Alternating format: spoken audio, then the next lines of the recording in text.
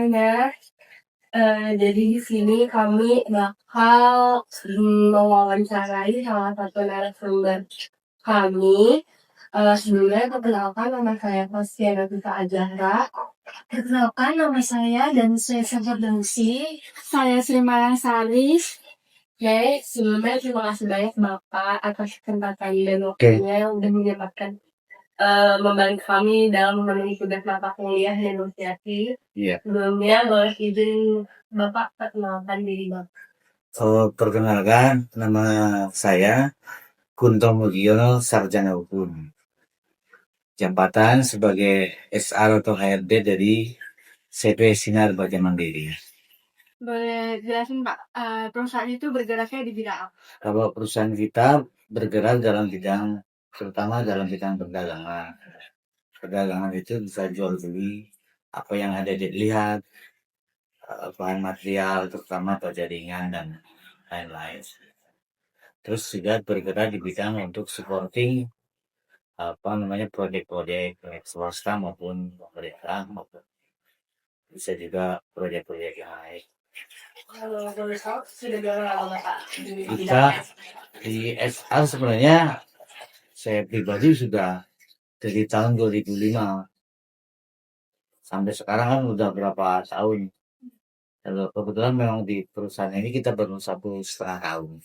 Langsung aja ya Pak, pertanyaannya menurut Bapak seberapa penting sih bernegosiasi dalam perdagangan gitu?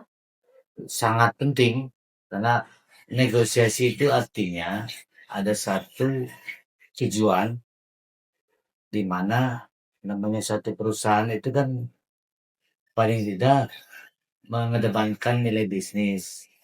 Negosiasi penting karena akan menentukan perusahaan itu mendapatkan kemenangan atau untung. Kalau kita tidak siap, kita tidak tidak lebih mendalami atau persiapan masalah negosiasi, ya kita akan selalu lose. Itu jadi sangat penting banget untuk negosiasi. Menurutnya pasti Bapak sebagai seorang HR di Cici ini pasti menghadapi beberapa tantangan. Nah, kalau boleh tahu apa sih Pak tantangan-tantangan yang Bapak hadapi selama ini? Tantangan Yang sering terjadi. Sering terjadi tantangannya ya terutama kompetisi ya, persaingan biasalah. Kalau namanya perdagangan itu kan berbagai macam produk yang sudah kita existing udah lama, terus ada lagi produk-produk yang baru, tapi sebenarnya produk yang dengan ini yang sama saja. Tantangannya kita harus terus punya improvisasi sebetulnya. Harus punya inovasi. Ya, inovasi baik dari sistem cara penjualannya, dari cara istilahnya bagaimana kita servisnya juga. Jadi sebelum dan setelah penjualan biasanya kita menjadi satu. Tiap tahun itu akan berubah. Tapi dengan tantangan tersebut, apakah itu menimbulkan kerugian yang sangat signifikan di dalam perusahaan? Tidak. Tantangan itu kan sebenarnya hubungannya dengan hubungannya dengan kita bisa nggak ngikutin, kita bisa nggak mempertahankan, kita nggak bisa nggak istilahnya dapetin customer baru. Yang paling penting kalau namanya perdagangan ya kita memperluas atau memperlebar atau ekspansi untuk customer baru maupun area pengembangan wilayah untuk produk kita bisa terjual. Pasti kalau seorang SR itu kan pasti mengelola karyawan gitu ya Pak. Iya. Nah dalam mengelola karyawan ini ada nggak sih Pak kayak konflik gitu antara misal si karyawan ini negosiasi gajinya ini mau lebih gitu, ada nggak? Ada. Itu kalau menurut saya bukan konflik, tapi sebenarnya memang itu hal lumrah terjadi karena namanya hubungannya dengan salary atau pendapatan kan setiap tahun akan mengalami satu perubahan. Kebanyakan secara umum teman-teman karyawan biasanya pengennya kan akan naik. Tapi kan kenaikan itu bisa kita lihat atau kita revisi dari sisi berbagai macam komponen. Komponen ya absensi lah, komponen katakanlah bentuk prestasi kerja kan bukan istilahnya banyak sekali komponen yang menentukan. Maksud saya mungkin bernegosiasi dalam arti memberikan satu karena kita kan juga negosiasi harus berdasarkan dengan aturan yang ada. Jadi tidak bisa istilahnya melebihi daripada ekspektasi sedangkan aturannya yang membolehkan ada. Kan ada ya. Tapi terkait tantangan yang tadi Bapak sebutkan kayak persaingan dan lain sebagainya itu apakah itu tantangannya maksudnya setiap tahun per tahunnya itu emang tantangannya itu terus yang dihadapi atau ada macamnya lagi? Ya setiap tahun akan berubah. Kalau hubungannya dengan banyak ya. Kalau saya bilang tadi namanya tantangan-tantangan akan berubah kok ngikutin waktu ngikutin ini. Jadi selalu sebenarnya kalau dalam perdagangan itu dinamis, sangat-sangat dinamis. Lah kalau kita nggak ngikutin, kita nggak bisa ngikutin ya tetap akan berpengaruh terhadap pendapatan juga kan, pendapatan perusahaan. Kalau masalah tantangan tadi ya Pak, Iya, apakah kayak konflik antara karyawan sama perusahaan itu termasuk tantangan juga? bukan itu sih bukan tantangan kalau kalau menurut saya konflik antara perusahaan dengan karyawan itu sebenarnya hal lazim terjadi. Tapi kan bagaimana kita memberikan satu pengertian.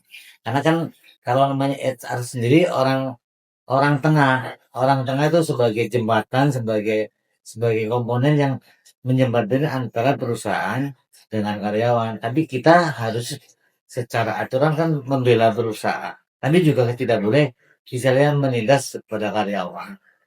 Dengan seperti itu. Ya bukan karena memang itu hal lazim terjadi. Lazim terjadi. Tapi ada nggak sih Kak Mbak kamu dan sebagai HR di sini ada suatu hal atau hal-hal yang membuat bahwa Bapak itu hal itu menguras energi Bapak nih dalam menghadapi hal tersebut? Nggak ada. Karena kan sebetulnya memang apa namanya itu sudah menjadi tugas, sudah menjadi tidak wajar namanya keringetan dan segala macam. Tapi kalau sampai sampai sampai kondisinya seperti itu ya enggak lah. Hmm, berarti emang kalau di sini kan sistem kerjanya sangat fleksibel atau bagaimana Pak? Kalau kita ngikutin apa secara umum namanya namanya jualan namanya kan bukan dari ya umum secara umum. Tapi terus kalau pada saat nanti kita ada overtime juga kan ada namanya istilahnya lembur, upah lembur dan segala macam. Jadi kalau selama kita ngikutin aturan, satu yang kedua selama kita bisa memberikan satu rasa kenyamanan terhadap karyawan juga konflik itu tidak ada. Sementara ini juga enggak. Nah, berbicara soal konflik ya Pak, apa pernah di sini ada konflik antar sesama karyawan gitu Kak? Sesama karyawan konflik apa nih maksudnya sampai berantem sampai Ya mungkin kayak berantem-berantem gini lah gitu. enggak ada. Nggak ada. Oh berarti di sini. Kalau istilahnya konflik sama-sama punya gacuan yang satu orang sama ada mungkin ya. Tapi kalau gitu. untuk pekerjaan enggak. Oh nggak ada. Oh. Ini bercandanya ya.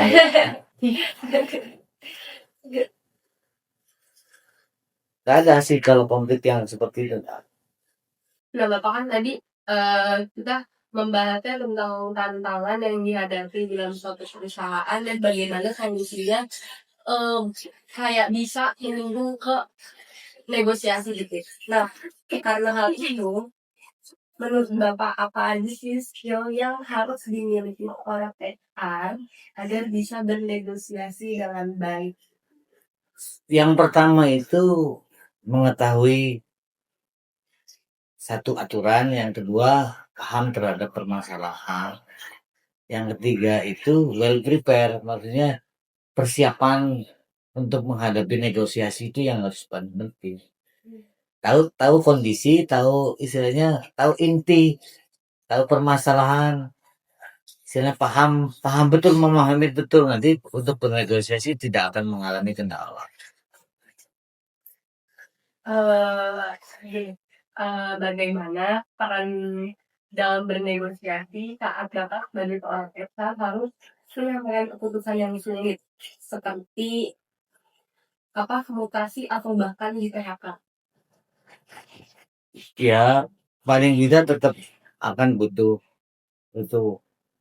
situasi ya. Artinya kan kadang-kadang antara yang seharusnya, yang ideal dan yang kenyataan yang terjadi itu biasanya ada bentangan.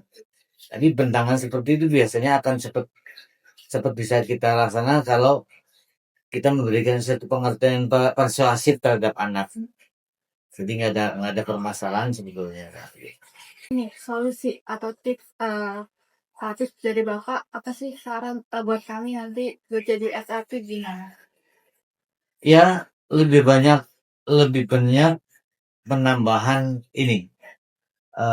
Terutama kita harus tambahin portfolio belajar lah.